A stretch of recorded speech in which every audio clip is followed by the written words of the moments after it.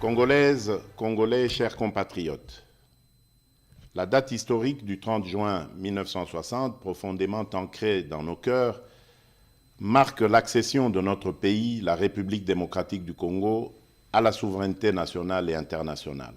Si le président de la République s'est exprimé comme d'habitude à l'occasion de la fête de l'indépendance, le 30 juin, la République démocratique du Congo a assisté à une sorte de débat par message interposé. Martin Fayoulou, Matata Pognon ont aussi décidé de s'adresser au peuple sous le même format. Chacun peignant un tableau de la situation du pays selon ses convenances.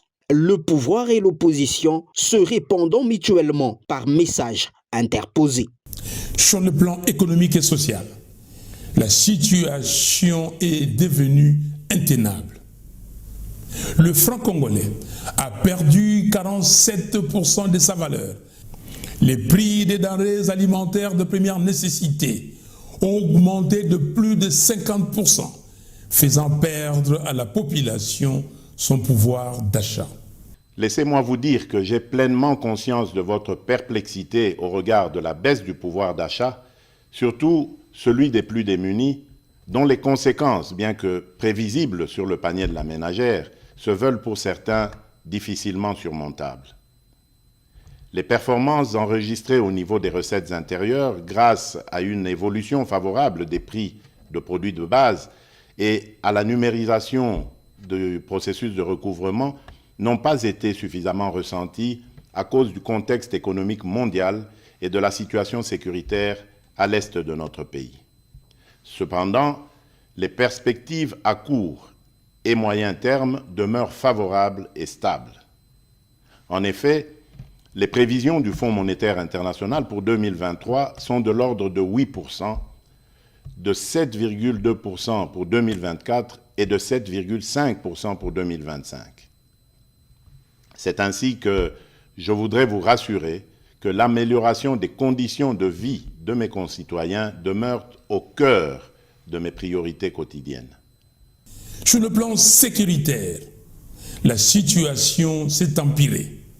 Au sud Kivu, en Ituri et au nord Kivu, avec la prise de plusieurs localités par le M23 et où plusieurs autres groupes armés sévissent, notamment les ADF. Je salue également les forces de défense et de sécurité qui s'emploient sans ménagement à mettre l'ennemi hors d'état de nuire en vue de permettre un retour rapide de la paix et de la stabilité indispensable pour notre développement. Soyez convaincus que ce combat que nous livrons au quotidien pour sauvegarder notre souveraineté et notre intégrité, nous le poursuivrons sans désemparer jusqu'à la victoire finale. Telle est et sera notre mission. Aujourd'hui, le constat est amer. La majorité des Congolais vivent moins bien qu'en 1960. Les tueries de nos populations se poursuivent allègrement dans ces provinces où plus de 7 millions de nos compatriotes sont devenus des déplacés internes dans leur propre pays. C'est ici l'occasion d'exprimer notre entière solidarité à toutes nos sœurs et à tous nos frères des territoires occupés par les terroristes du M23, lesquels frères et sœurs vivent présentement dans des conditions d'extrême précarité et dont la situation humanitaire n'a cessé de se dégrader à cause de leur éloignement forcé de leur milieu d'origine et des exactions subies. Je tiens à les rassurer que les nouvelles mesures arrêtées par le gouvernement, en plus de celles déjà prises sur le plan social, dans le sens de soulager un tant soit peu leur situation, sont en voie d'être mises en œuvre. Les infrastructures routières, aéroportières, ferroviaires et maritimes sont totalement délabrées.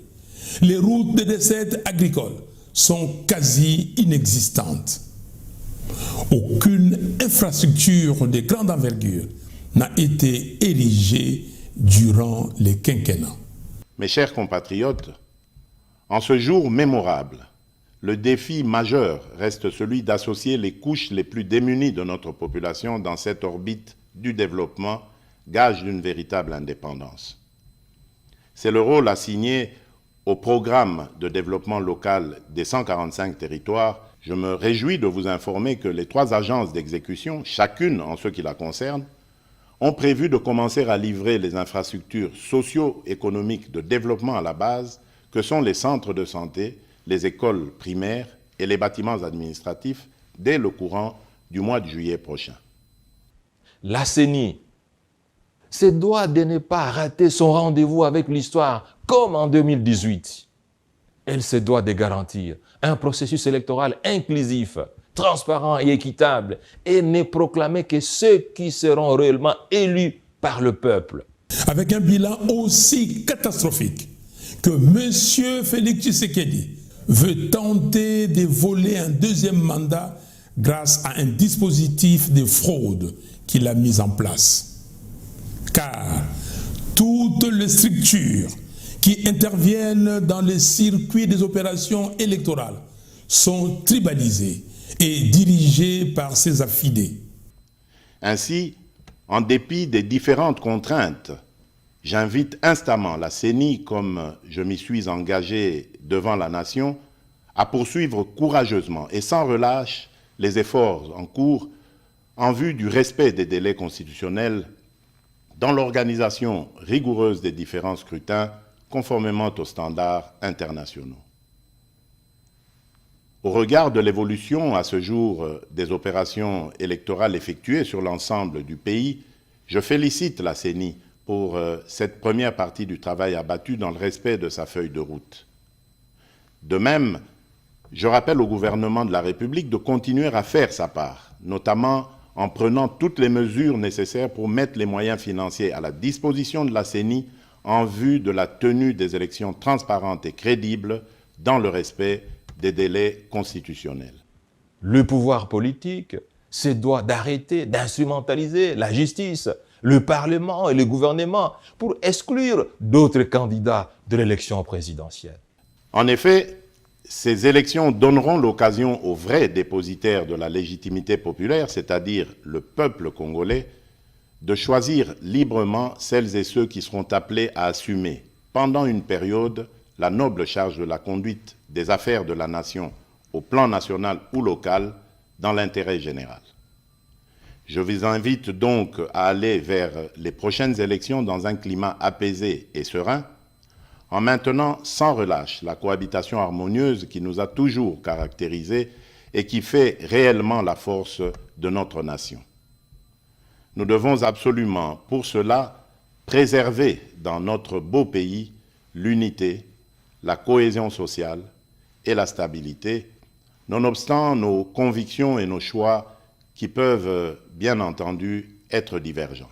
Débat très houleux qui présage déjà de ce que sera la campagne électorale en République démocratique du Congo.